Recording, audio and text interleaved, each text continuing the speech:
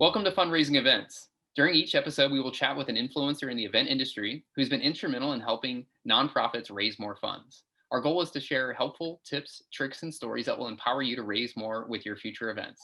Now, a little bit about our sponsor. This episode is brought to you by GiveSignup, RunSignup, your fundraising event technology experts. Next time you have an event, try GiveSignup, RunSignup. Whether it's a run, walk, ride, golf tournament, gala, or fundraising campaign, raise more, save time easily with the GiveSignup, RunSignup purpose-built supporter engagement platform. Get started for free today at givesignup.org. I'm Brian Jenkins. This is episode number 5. I'm joined today by Zack Loggins. Welcome to Fundraising Events, Zack. Hey, Brian. Thanks for having me. Absolutely. Let's start off with everybody's favorite topic. So let's talk a little bit about you. All right. So I'm Zack Loggins, owner of Runners Fit Raceworks. We've been in business operating in the Atlanta market and all of the South, serving all the Southeast for the last 11 years. Started in January 2010. The quick version is I ran cross-country track in high school. Of course, loved running fairly fast. Got an opportunity to run in college at the University of North Georgia. Went there after my sophomore cross-country season. They brought us in a room and said, hey, guys, we're having budget problems. We're going to cut the cross-country program. We can find you another school to go to, or you can, stick around, but we won't be competing and scholarships ending. So I said, I can go work at the outlet malls for minimum wage like all the other college kids, or I had this idea to start a timing company. Certainly saw a need in the industry here in our market in Georgia, and jumped in 2 feet in and bought a clock, bought, the other equipment needed, and got going, and just kind of fell into it a little bit. We ended up timing like 68 events before our first year was over, and have continued to grow until the year before COVID. We did 180 events and got up pretty close to 100,000 total athletes across, road racing, cross country, and everything in between that we get to be a part of. So it's been a fun adventure. Learn something new every Saturday out at a race, and enjoy working with all the awesome clients that we have. Yeah, so let's talk a little bit about your clients. The focus of this is fundraising events, and it sounds, like, you're a for-profit company, but what percentage of your clients are trying to raise money for, various types of causes? Yeah, great question. I'd say about 98% of our clients are Yeah. charity nonprofits, and I think that's pretty standard in the racing industry. There's certainly some guys out there, big kahunas that are for profit that come in with a big plan and execute. But for the most part, our service is providing professional services to charities. So, so-and-so charity decides to put on a race, they contact us, and depending on what kind of a la carte services offer them what they need, and execute that for them to make them look good, dress up the finish line, have the timing and results, and produce everything to make the whole experience for the runners look awesome. Yeah. So, you mentioned last year it was the first year you didn't grow in the history of your organization. Sure. Not really a surprise. Mhm. So last year we saw this rise, and this is what I wanted to talk to you about, because you kind of got into it as much as anybody. Is virtual challenges. Mhm. So maybe let's start off with you yourself put on some challenges as a way to kind of raise money for yourself and a couple nonprofits that you enjoyed working with. So how did you get into that? Yeah, so I'm gonna back up just a second on you there. So, I am a math major from college, planned on teaching math and coaching. Obviously, stuck with timing, and that's what got us here. But I've always kind of looked at, okay, what are the risks to this industry? And I figured, less industry. I never thought about the virus part yet, and thought more like the 08, 09, financial crisis. How will people in their pocketbooks respond to being able to go and support these charities and these runs? And we saw, from 08 up through like 2015, 16, and it was all straight up growth in the racing industry. And shoe stores felt the same way, and people buying running shoes and going out and doing races. It was a way to promote fitness, get fit, be outdoors and have a good time. And so I've always thought, like, okay, what are the issues and risks that we could have in this industry? And again, thinking financially. So I'm thinking, okay, just, save some extra cash on hand, prepare for this kind of thing. And I'll use a Mike Tyson quote, everybody has a plan until you get punched in the mouth. And end of February, we got the awesome opportunity to work with helping provide timing for the Olympic Trials Marathon in Atlanta. And, they're starting to hear these rumblings of there's this virus, it's in China, it's getting kind of bad. Hopefully it doesn't jump to America. And then, over that next week or so, we hear the first case. I believe it was in Seattle, Washington. A few days later, we do our last race of 2019 prior to the pandemic was March the 8th or the 9th, and had, 1,200 people. And when we started getting those emails like, hey, I'm afraid of this virus. Could I get a deferral? Could I get a refund? Could I get a this? Didn't think it was that big a deal. And of course, the news starts picking it up more, and you start hearing about more, and it got more scary. And immediately when like the NBA started canceling, Yep. baseball started canceling, we started every race for the next weekend canceled. And we think, 2 weeks to flatten the curve, all this stuff, it'll slow down. Again, you have a plan until you get punched in the mouth, right? So we had those couple races that we first worked with, or that were scheduled right after the kind of everything started locking down. Immediately, want to go virtual. A few did go ahead and refund everybody and apologize that they certainly couldn't hold their in person and would be back next year. But the virtual had that component of at least being able to go run wherever you are in their neighborhood, at the park, wherever, as long as they social distance at that time, stayed safe. But the races had already printed their shirts, already had their medals purchased, money invested in it that they couldn't necessarily just drop and give back to the participants. And they wanted to complete that transaction for them, because the charities, of course, needed money too. So we kind of stepped in from the initial part, going from a timing company supplying RFID tags and providing the timing and results to needing to provide shipping and fulfillment. And so quickly kind of learned how to navigate that, set up a more or less an assembly line in my basement, and had some of our employees over and working on packing up shirts and medals and delivering that out to the participants. Then as May started rolling around, to touch back to your point, a question, with the challenges. So, we had a lot of time to sit around and think, and not a lot going on outside. So my wife had mentioned, like, Zach, these virtual runs are cool. And I think, there's a lot of opportunity there. But what about like a place where you can log the miles and provide the runners a running log, and let it be more than just a 1 day, one 5K type event? And I didn't necessarily even know what it was called at that point. I mean, the challenge concept was there, and about the same time we heard about the great race across Tennessee. And actually talking with Brian, that they Run Sign Up had developed the challenge platform, very quickly, launched it for everybody to use, jumped on board with it and said, okay, I've got to do a proof of concept. So first thing first, I started the race called the Peach State Challenge.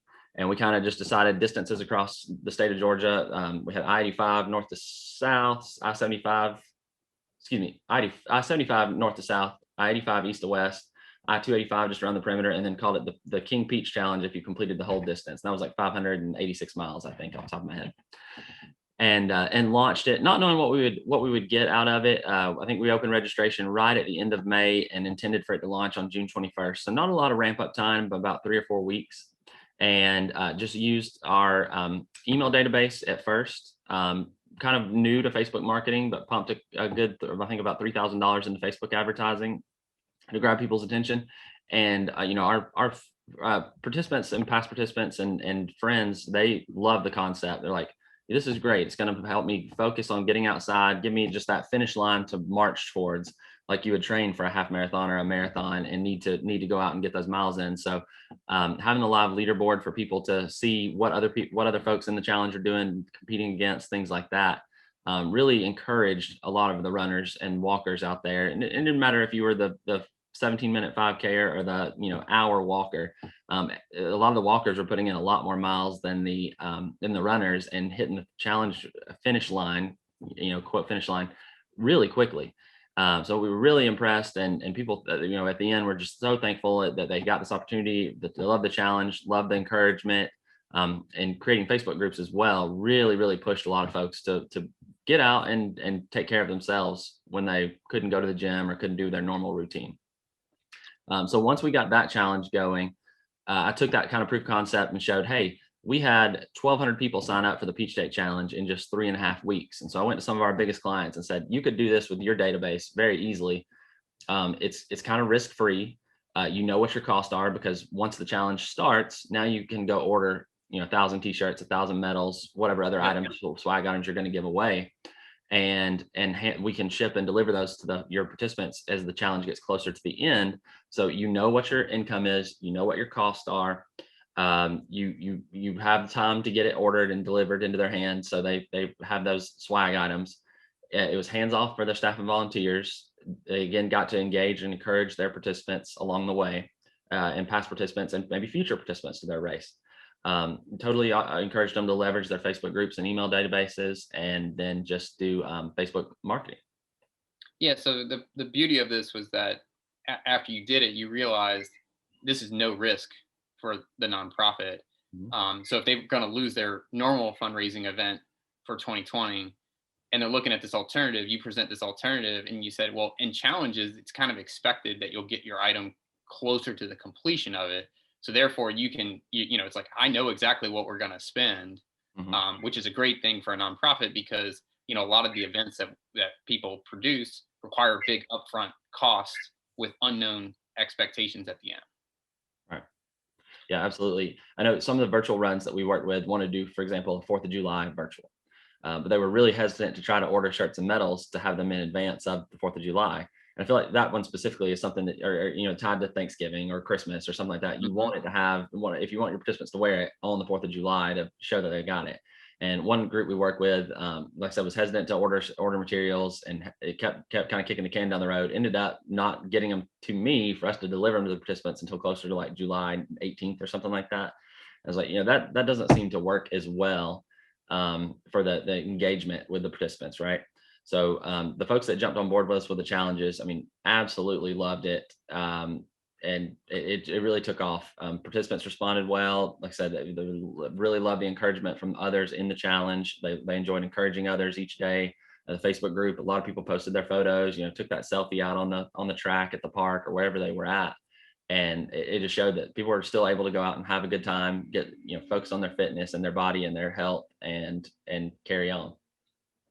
So, I know we talked a lot about run and walk challenges. Did any of the nonprofits that you worked with do different styles like paddle boarding or bike riding? Just different things that they try. Yeah, absolutely. So we definitely focus more with the run walks. We had a Hmm. group do it's called BYOT, Bring Your Own Technology. It's with the local school system, and they're one of the largest in the state of Georgia.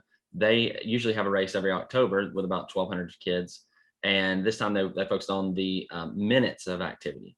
They Okay. said, whether you're dancing in the living room or outside playing soccer, or you do go run, walk, bike, whatever you do, we want you to log your minutes of activity. Um, Hmm. and some kids, I mean, they must be the ones that play outside all day instead of on the Xbox, right? I mean, they put in some massive minutes of activity, and it was really cool to see. And they were actually our biggest challenge. And again, because they had the whole school system to encourage to sign up. With, I don't know, probably 30,000 kids in the school system, and it was fairly cheap. They just got a T-shirt in the swag bag, and it competed against the schools. There was some ice cream parties involved for prizes of who got the most kids, Yeah. things like that. And I think they were right at 2,000 kids, Wow. and loved it. So So, do you remember how many minutes was the winner, roughly? oh man, I don't. I can definitely go look I'm it sure. up. I'm sure it was a lot. I'm sure. It was a lot. I mean, it was hours and hours over a 1 month period for the month of October. So just looking at 30 days, and I want to say it was in like the 300-hour range or something like Oh that. gosh. It was a lot. And of course, parents and adults competed too that wanted to support Okay. the school system, and they fund, their focus is funding the technology for those that may not have internet at home. So they provide internet hotspots, things like that. So it's a real neat program for the school system. So, just kind of drilling in on that one a little bit. Last week, I talked to the Archdiocese of Galveston, Houston, and they have an event called Steps for Students, which is typically an in-person 5K. They use teams, so like they have 56 schools within the Archdiocese, Mhm. and so you just pick your team/school. Did they have something like that as well? Like, were you joining a school? They sure did. You had to select your school and join them when you registered, and it didn't matter if you were a parent or a student at that point. Hmm. And so your time did go towards your school team total as well, and they had some prizes for the school that won. Yeah, so what she shared, and when you're talking to them again this year, 95% of all their people are driven by the kind of school marketing, basically. Mhm. So like what school they're associated with drove 95% of the registrations. They bought billboards and Facebook ads and a bunch of other stuff, but it was, really activation within the schools and how well the schools were able to kind of, get those people, the kids and parents involved in the program. But yeah, that's awesome. So you talked a little bit about some of the challenges, or well, some of the difficulties with challenges in terms of like kind of the logistics of getting people their stuff. Mhm. But let's talk a little bit maybe about some of the fun parts. Is like what type of giveaways did some of these campaigns offer, and were any of them standing out to you as unique or different? Yeah, I think that was the big driving factor with these challenges as well. We did see a lot of people cross the quote finish line of their challenge mileage.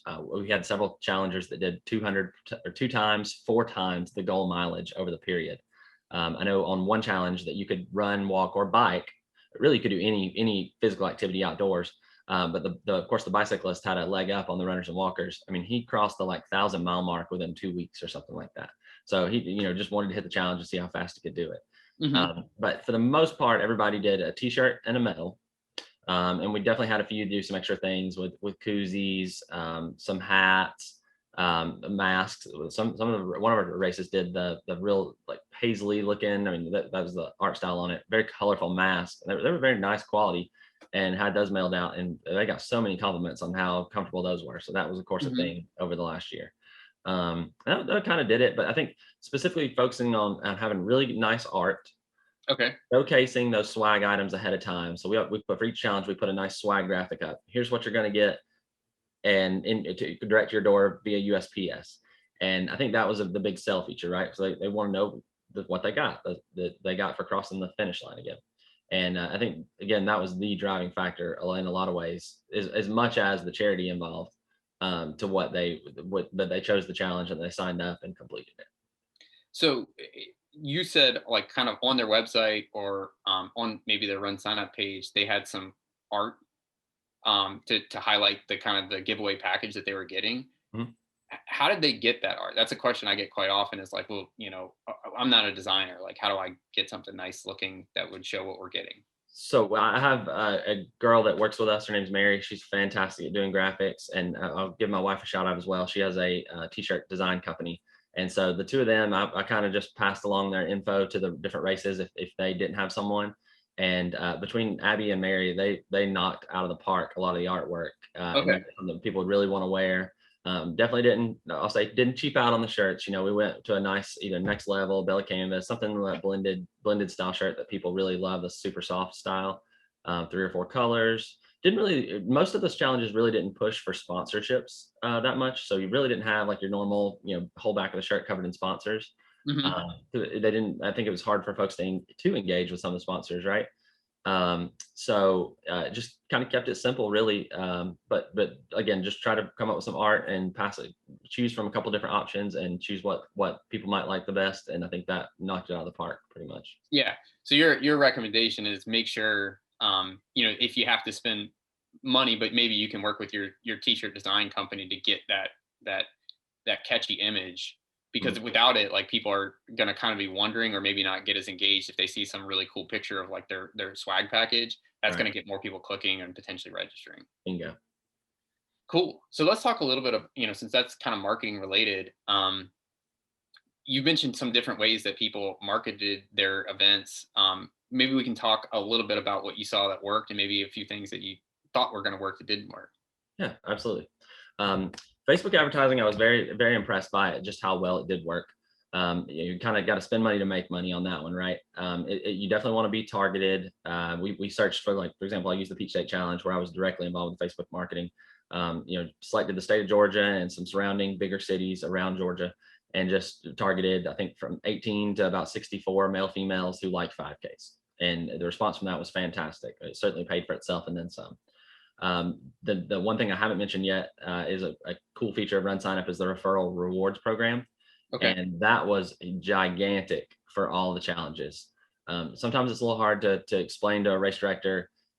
If you're willing to give this first person that registers, a refund if they refer 5 people, you are gaining 5 more people. Now, would those people have registered without the person referring them? It's kind of hard to say, but putting a little skin in the game and saying, "Hey, Brian, you registered for our race. Thank you.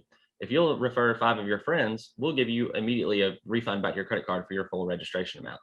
I think that does encourage a lot of folks. And we actually took it more of a refer 3, get $15 back, and you keep referring up to you can get your whole registration back. So made it a little more attainable at first. And we had quite a few people do, like, most of the challenges. We kind of coached them to do about $45 for the price. So that was covering very easily the shirt, the medal, any other swag items, their shipping with the post office, things like that, and then leaving them a nice little room for profit, and then of course donations on top of that, right? But so if somebody referred 9 people, now you've made $500-600 in new registrations and only had to give back $45 to Right. person can pay. And what we saw the ROI on that, so return on investment, when it all shook out for like example, the Peach State Challenge, it was like somewhere between 2 and 3,000% ROI, meaning Wow. we gained, I think it was 400 or 500 registrations off referral rewards of our 1,200. So almost 50% of our field came from referral rewards. Take that back, and so multiply 500 times $45 or so, and I think we only gave out like close to $1,000 in actual refunds. So that means a lot of people referred one or two people, maybe four, maybe they hit the number three to get their first refund, then got four or five to number four and number five to register, and so they were bringing in more people, but not necessarily getting the full hitting the next credit for a refund, right? So Hmm. it was gigantic into the growth of the challenges, and people want to do things with friends, right? The Yep. last year showed us that we may not be able to do things together in person, but we can still do things together virtually and together one way or the other. Yeah. So again, people would FaceTime each other on call on their runs and stuff. Things would be on the phone so they could just talk while they run or walked during the day and still be together but apart. Yeah. That's No, that unique. makes sense. You mentioned Facebook groups a few times, and pretty much everyone has talked about Facebook groups. Um, I know you had a Facebook group that people once they registered, they would start participating and posting. Did any of the people that you work with already have existing Facebook groups? Talking about like groups, community groups or something they were a part of. Yeah, yeah. So, because that's one of the things that I think is a marketing opportunity, especially for nonprofits, is to build. If you're an animal shelter, build a Facebook group for people that support you, so that you can communicate like, hey, we've got X need, or we've got this going on, or this person's struggling, blah blah blah. You can offer a support network for people, but also when you go to fundraise, whether it's an event or just a general ask, you've got this group of people that are fairly engaged, that are interested in what you do. Sure. That's a fantastic idea. I know there's definitely some groups we posted to, Okay. Atlanta Running Club, different things like that, that around us here that are just running groups. They'll post, hey, we're going for a run on Saturday, meet at so and so. And so that did gain a good bit of engagement as well from that. Cool. So, you mentioned that one challenge got around 2,000 people. Between donations, and actual entries, what type of revenue were some of these people raising from some of these challenges? So gross revenues on the challenges that we were partnered with in the last year raised about $363,000 between Wow, registration money and donations. that's great. And of course, I don't have a direct involvement in all their finances or anything like that, but Sure, I kind of ballparked around $280,000 was net profit for these charity and nonprofit organizations. that's Um, great. Yeah. So kind of going down that path a little bit further, some of these challenges I actually think make sense as a type of fundraiser ongoing, mhm, because there's things they can do, as culminations of challenges when you can start gathering in person again, sure. that I think makes it a lot of fun. Mhm, So it's like, it's the whole, run 25.2 miles for, a marathon for like a kids training event, and mhm. then they run the last mile, at the event, and it's a whole lot of fun. That same idea. Yeah. So what kind of feedback are you getting from some of the people that you worked with previously, and are they planning to build on their challenges in 2021? Yeah, so of course coming up on that kind of 1 year anniversary of the first one, Yeah. right? So we actually just launched the Peach State Challenge registration about 3 days ago, and already Okay. got about 25 people registered, and we really haven't even marketed it yet, or even told anybody it's there. Just kind of released it to the folks that registered last year. That kind of hey, I'd love for you to join us again. We know everybody had a great time. Here's a $5 discount to get you in, but kind of a preemptive jump on board kind of thing. So the other organizations that we worked with over the last year are all like people will pay to run on their own. So they're like, oh yeah, absolutely, we'd love to do it again. Everybody had such a great time, and I mean, of course, the charities love making the money, so they're all totally on board with it. It's going to be interesting to see what the response rate is, if it stays the same amount of registrants, if it grows, or if it's half. I don't know that answer yet. I'm really interested to see that, now that people can go back to the live in person in a lot of places, with safe precautions, of course. But it'll be interesting to see how the challenges go. I personally think challenges have a lot more chance to stay the same or grow than virtual runs. Just my 2 cents there. Um, I personally certainly would rather go out and do an in-person run than a virtual run, But the challenge to engage people, like we said, over a month or 2 or 3 months, seems so powerful to encourage people to go out every day because they want to log their miles. They don't want people, their friends, seeing that they didn't log for a week because they were busy and didn't get their miles in, kind of thing. Yeah. So just upholding people's goals and stuff, I think is really cool.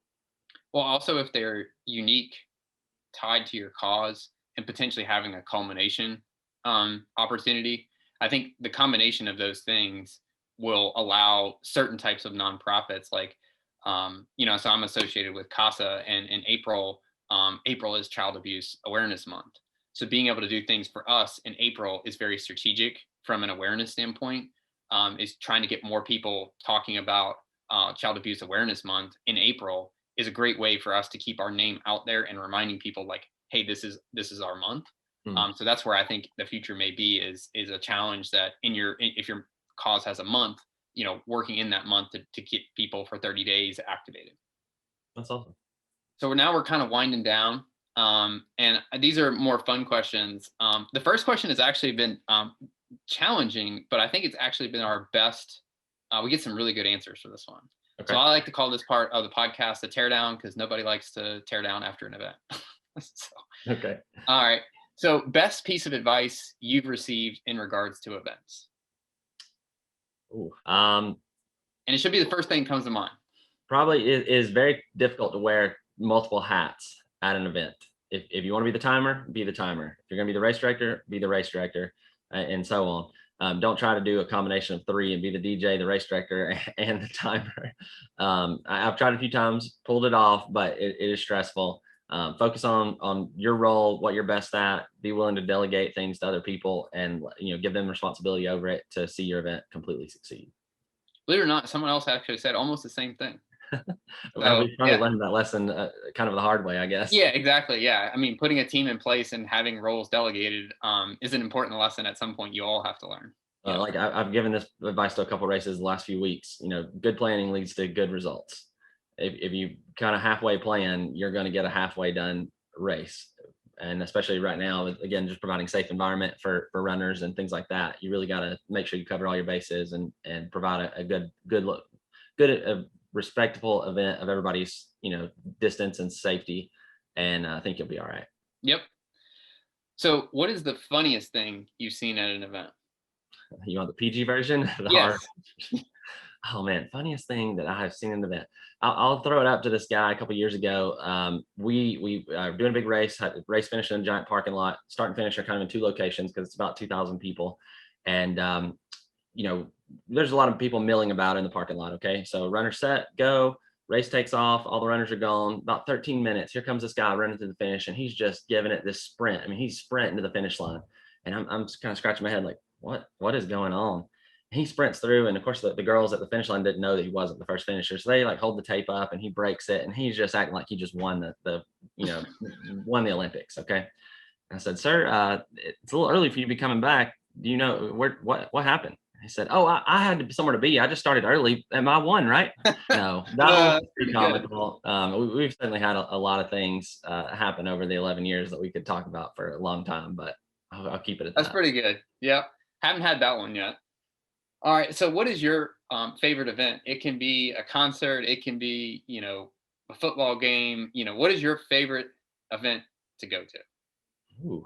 I have to say a Georgia football game on Saturday in Athens, 105,000 people screaming at the top of their Mm-hmm. lungs, yelling "Go Dogs."